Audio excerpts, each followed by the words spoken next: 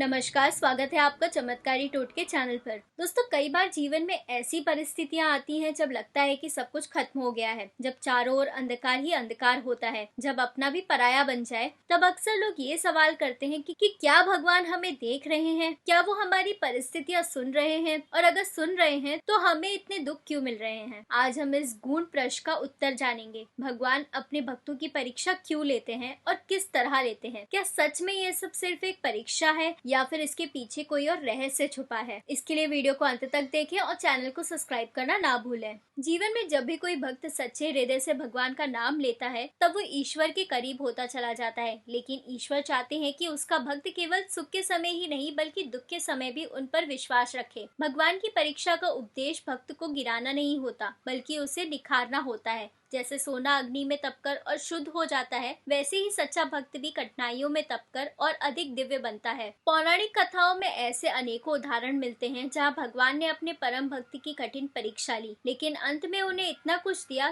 जिसकी कल्पना भी उन्होंने नहीं की थी। जानते हैं भगवान की परीक्षा के कुछ उदाहरण। पहला है श्री राम और माता सीता की परीक्षा। दोस्तों, भगवान श्री राम स्वयं ईश्वर के अवतार माने जाते हैं, लेकिन क्या आपने कभी ये सोचा है कि जब स्वयं भगवान को वनवास मिला, सीता हरण हुआ, लक्ष्मण को शक्ति लगी, तो आम भक्त को भी तो जीवन में कठिनाइयां आ सकती हैं। श्री राम का जीवन हमें सिखाता है कि परीक्षा केवल पापियों की नहीं होती। भगवान अपने सबसे प्रिय भक्तों को भी परखते हैं ताकि वे पूरे संसार के लिए उदाहरण बन सके। माता सीता की अग्नि परीक्षा भी इसी का प्रतीक है। भले ही परिस्थितियां प्रतिकूल हो, लेकिन अगर मन शुद्ध है तो अंत में विजय सत्य की ही होगी। दूसरा है भक्त प्रहलाद। दोस्तों, जैसे प्रहलाद एक बालक था लेकिन उसका विश्वास न दृढ़ था, वो अपने पिता हिरण्यकश्यप से भी नहीं डरा। उसने भगवान विष्णु का नाम नहीं छोड़ा, चाहे उसे आग में जलाया गया, पहाड़ से गिराया गया या विष दिया गया। उसकी परीक्षा शारीरिक, मानसिक और सामाजिक तीनों स्तर पर थी, लेकिन उसने कभी भी ईश्वर पर से विश्वास नहीं खोया।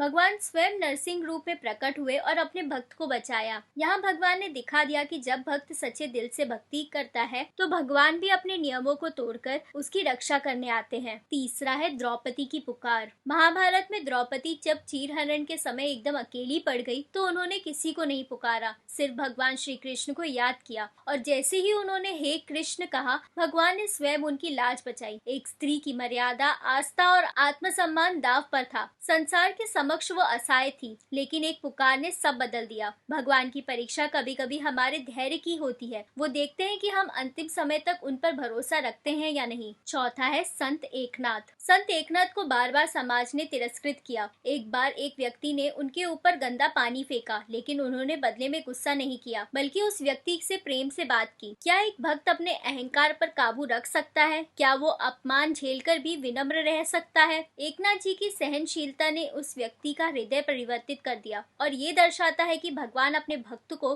कभी उनके धैर्य से परे कुछ नहीं देते। भगवान अपनी परीक्षा अलग अलग रूप में लेते हैं। आइए जाने वो 5 मुख्य तरीके कौन से हैं। पहला है धन और संसाधनों की कमी। भगवान देखते हैं कि जब आपके पास कुछ नहीं होता तभी क्या आप उसी श्रद्धा से उनका नाम लेते हैं। दूसरा है अपनों का साथ छोड़ देना। जब परिजन साथ छोड़ते हैं तब क्या आप ईश्वर को दोष देते हैं या और ज्यादा उनसे जुड़ जाते हैं। तीसरा है अपमान और आलोचना। भगवान ये देखते हैं कि क्या आप अहंकार में बह जाते हैं या शांत और विनम्र रहते हैं। चौथा है अचानक दुखद घटनाएं, जैसे बीमारी, दुर्घटना, हानि। इनसे भक्त का मानसिक संतुलन परखा जाता है। और पांचवा है प्रतीक्षा की परीक्षा। भगवान कई बार अपने भक्त को देर से फल देते हैं, लेकिन वो देखते हैं कि क्या आप धैर्य रखते हैं या बीच में ही हार मान लेते हैं। अगर इस समय आप जीवन में संघर्षों से गुजर रहे हैं तो घबराए मत। ये बहुत संभव है कि आप भगवान की परीक्षा में हो, और जैसे हर परीक्षा का परिणाम आता है, वैसे ही इस कठिन समय के बाद भी एक सुंदर भविष्य आपका इंतजार कर रहा है।